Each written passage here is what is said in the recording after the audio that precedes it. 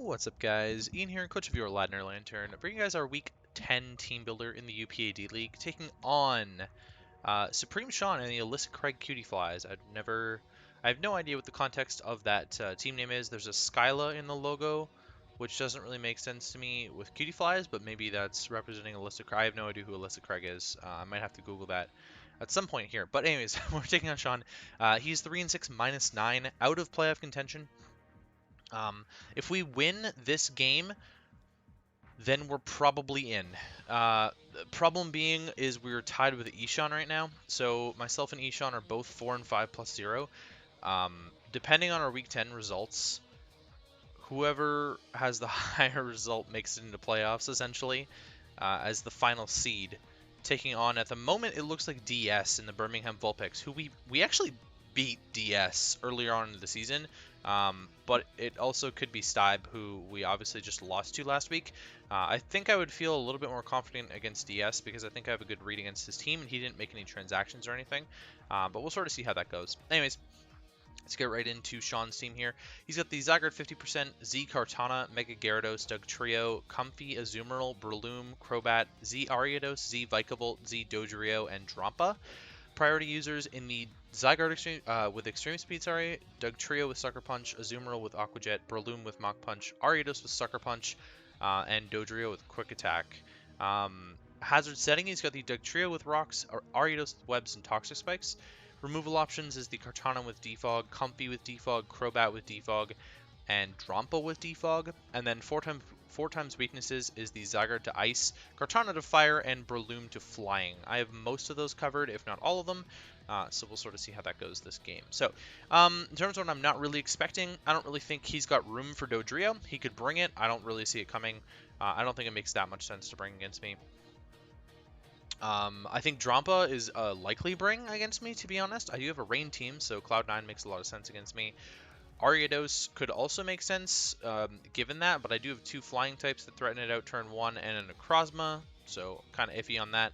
Breloom, kind of the same problem, but it could check Mega Swampert potentially in Rain. Same with Kartana. I actually think Kartana is definitely coming against my Rain. Mega Gyarados looks like a gigantic threat against pretty much any team. Zygarde looks like less of a threat against my team, in my opinion, but it could come. There's nothing that's like inherently weak to ground on my team besides Monferno, and Zygarde really picks on teams that it can abuse with Thousand Arrows. Can't really do that here. That's why I'm not really expecting Dugtrio. I don't think Dugtrio, oh sorry, Heliolisk I guess, but Heliolisk can threaten Zygarde and the Dugtrio potentially as well, but I don't really think that Dugtrio makes a lot of sense against my roster. If it traps me and it loses me playoffs because I didn't run Shed Shell on something, then I'll probably be mad at myself, but there's not much I can do about that besides, you know, just suck it up. Comfey I think makes a lot of sense here unless he's scared of the Scissor. But the combination of Scissor plus Amoonguss should be able to shut the Comfey down relatively well. Comfey is more of a revenge killer for like a Mega Pert with priority Giga Drain, which I think is definitely a strat that could come. And then Azumarill, I'm pretty scared of Azumarill, but I think that Amoonguss might be able to handle it if it doesn't have Ice Punch. And so yeah, I don't know, those are the strats that I'm going for this game. But let's talk about my team then. I've got my Sash Torn T, Taunt, Air Slash, U-Turn, Toxic. I figure this is a good enough lead against something like Ariados to taunt it, or Dugtrio to keep rocks off the field, that it was worthwhile for me to bring. It doesn't have to lead right away unless there's an Ariados or whatever, right? So that's kind of the whole point of it. I'm outspeeding Dugtrio. I've got a little bit of special attack investment for the Air Slash. U-Turn Toxic is whatever. Toxic mainly there for things like the Comfey, things like the Mega Gyarados, Zygarde, Azumarill, things that want to set up, and I'd just like to get a Toxic on them. Crobat is quite the issue for my team, actually, and I never really covered that entirely. It kind of just beats most of the Pokemon on my team in general. So there's some interesting strats that I'm going to have to go about to deal with the Crobat, I guess. But yeah, that's one of the mons that Torn can't handle, and the rest it can handle relatively safely. Excuse me. Amoonguss is a very, very, very important part of the team this week. It checks Kartana very well, even Psycho Cut Kartana. I'm fully physically defensive. Checks Kartana, it checks the Comfey, checks the Azumarill, checks the Breloom. All of which I think are important aspects. It can pseudo-check the Gyarados as well. which is a lot more of a threat, but I can put it to sleep potentially. I don't think the Breloom necessarily comes because Amoonguss is such a good check to it. And I think one of Crobat or Dodrio makes the appearance, which is why I didn't really touch on Dodrio a lot. I think Crobat's just got a better matchup than Dodrio does most of the time anyways. And Crobat has a lot more utility here for the team. So we'll sort of see about this one. I believe I don't need any investment to OHKO max HP Kartana with HP Fire, so we'll always check Kartana and always threaten it out in a sense. I've got Clear Smog to shut down setup sweepers like Comfey, like Azumarill. I can just Clear Smog them, and then like if Azumarill thinks that it can Belly Drum in my face, it cannot do that. Absolutely cannot do that. Sludge Bomb threatens a lot of this team. And then I've actually got Spore instead of Giga Drain, because I think it's worthwhile for me to actually put something to sleep. Most of the, I'm not sure if he's gonna bring like a Safety Goggles Mon, but the only Mons that are like immune to Spore on his team otherwise are the Breloom and the Kartana, and I threaten both of them with HP Fire and Sludge Bomb respectively. So that is kind of the idea behind Amoonguss. Again, very good physically defensive check for a lot of things. Really good pivot for me, especially from like a Scizor, Hydra, or a Heliolisk or a Tornadus pivoting into the Amoonguss is really free for me. Especially Torn, Amoonguss, they just pivot into each other so well. I understand why Wolfie likes this pairing a lot. It's a very heavy utility core that can wear down teams, and I've actually enjoyed using it despite Torn not being that great. It's helped Amoonguss a lot. So Gardevoir's next. I'm running a Scarf Gardevoir set actually with Moonblast, HP Fire there for the Kartana, Psychic, and Thunderwave. Moonblast threatens a lot of this team. Psychic is one of the only ways for me to threaten out the Crobat. So that's a yikes, but there you go. I'm running enough speed for Breloom, so I'll outspeed Scarf Breloom and be able to Psychic it in the face. I can't switch into many things, but this can Revenge Kill a lot and break really easily. Pardon me. In a pinch, rather than using Healing Wish, which I don't think is that relevant considering I'm going to be pivoting between Amoonguss and Torn most of the game, I decided to go with Thunderwave instead, cripple the Crobat, maybe be able to set up on the Crobat a little bit more effectively, maybe T-Wave the Gyarados so that it can't get off Dragon Dances as effectively, T-Wave the Kartana potentially, T-Wave the Dodrio potentially, if that does end up being quite a problem, then I can get a T-Wave off against most of those Pokemon and feel relatively safe about it. It's a really good special breaker, so we're bringing it as a breaking set with Scarf. Trace is important because if I can trace a Beast Boost from Kartana and it's in range of like Moonblast, Moonblast is very spammable by the way, besides Kartana, Crobat, and Ariados, so if Ariados doesn't even show up, Crobat's dead or doesn't show up, and Kartana's weakened enough because Moonblast will do a lot to that, by the way. Especially defensive, Kartana's not a thing, and it's very weak to special moves. So, anyways, if I can trace Beast Boost, Gardevoir might just be able to win the game. That's kind of a thought that has run through my head already. Otherwise, I could trace like Arena Trap, which is really fun. Means that he can't make any doubles. I could trace Mold Breaker, which I don't think actually does anything for me this game. But there you go. I could trace Technician on Breloom and make my HP Fires a little bit stronger. Things of that nature. I don't have anything that Triage would abuse. I could trace Infiltrator potentially though. So yeah, traces a lot of aspects to this game that I really really like. And yeah, so that's the whole purpose of the Gardevoir. Scizor, I'm actually running a relatively offensive Scizor with SD Bullet Punch, Roost, Bug Bite. Bug Bite is there so that I can stay in on Mons like Kartana that would normally resist Bullet Punch, and at +2 I can kind of just kill it. I'm not sure if it's going to run HP Fire or not, but that's the idea behind it. Gyarados might run Flamethrower for me. That's good tech that my Gyarados might run, but Bug Bite will do the same thing. So basically anything that I wouldn't click Bullet Punch against normally, I would like to click Bug Bite against. So it'll do a lot of damage to like Vikavolt, things of that nature. Rather than having U-turn and being able to pivot out, I figured I'd rather just stay in with the Scizor and go that way, which is why I have Roost there. Iron Plate helps a bunch of the calcs, but I'm thinking right now that it's probably in my best bet to run Aquaberry instead, because of random HP Fires flying around everywhere. I could be wrong on that, but I might just do it now.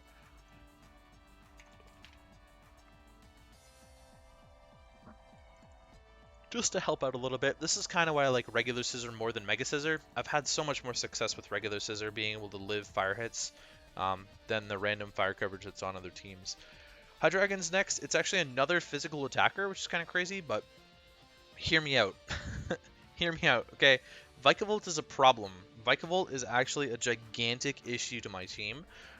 So I have Rocky MZ Head Smash to just nuke that thing. Um, Things like Draco would do enough, but this also gives me a way to sort of just nuke the Crobat, which also gives my team problems. And if neither of them come, I don't know what I'm going to click Roxy against in reality, but it's just some fun tech, I guess, in those cases. I've got U-Turn as well just to pivot out. Ice Fang is there for the Zygarde as well as the Breloom in theory, but Breloom probably just clicks Mach Punch. And then Superpower is there for the Kartana. Probably not that effective, but the Kartana and the Mega Gyarados. Mega Gyarados is a lot more specially defensive than physically defensive, so I'm hoping Superpower will do a little bit more there.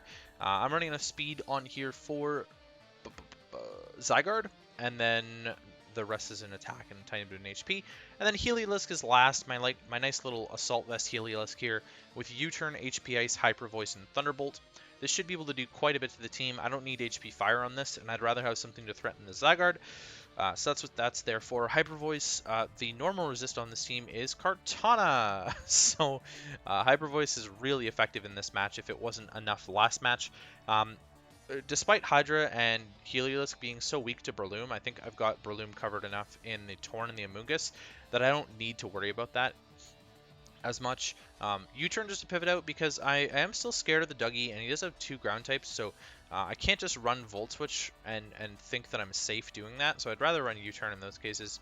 Thunderbolt, just like, it revenges a lot of stuff here. I'm Dry Skin, so the Azumarill can't kill me with Aqua Jet after it Belly Drums. It'll have to click Play Rough, so if it's in range after the Belly Drum of Thunderbolt, then I should be fine. I'm not actually running that much special attack investment. I can't remember why.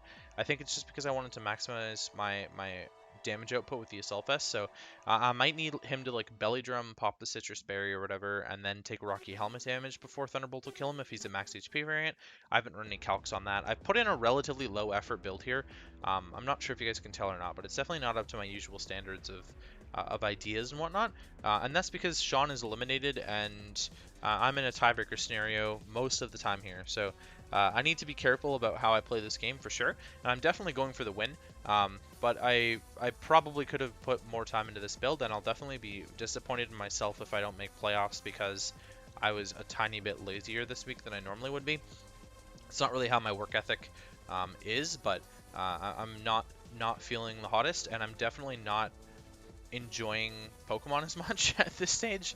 It's, you know, late September when I'm recording this, and the new games are dropping in 2 months. I'm not really that excited for Draft League anymore. I've played over 500 games and just waiting to win one more championship, maybe get the hype up for that, and then promptly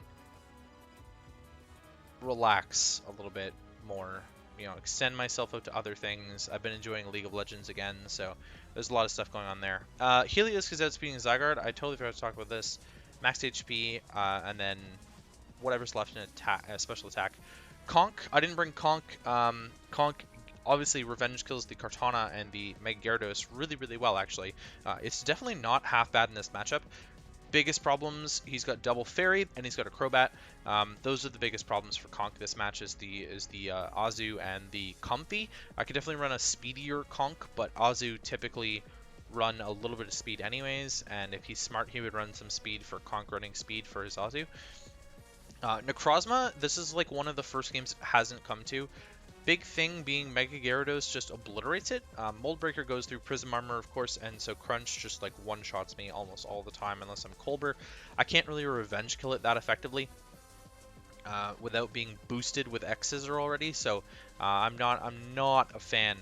Definitely not a fan of Necrozma in this matchup, as well as it could take on like Breloom with safety goggles or something like that. I just think that, you know, Amoonguss is going to do that job better, so Necrozma's not coming. Raincore isn't coming. Peli Megapert is not showing up to this game. There's no particular reason for that, but I do want to make my moves stronger against the Kartana, so Pelipper's not coming in for that reason. And Megapert actually just, it seems like it's kind of a substandard threat here to me. The Comfey being able to revenge kill it with Giga Drain just like really pisses me off, so it's not coming. Monferno's been a meme the entire season. I'm honestly surprised I've even brought it twice. It can revenge kill Kartana. There you go. That's pretty much all you need to know about Monferno. Could revenge kill Kartana Breloom. Guess what? So can Amoonguss, so can Tornadus. So I'm not bringing Monferno. There you go. That's the team. Hopefully you guys enjoyed, and I'll catch you guys for our match against Sean and the Ailsa Craig Cutieflys.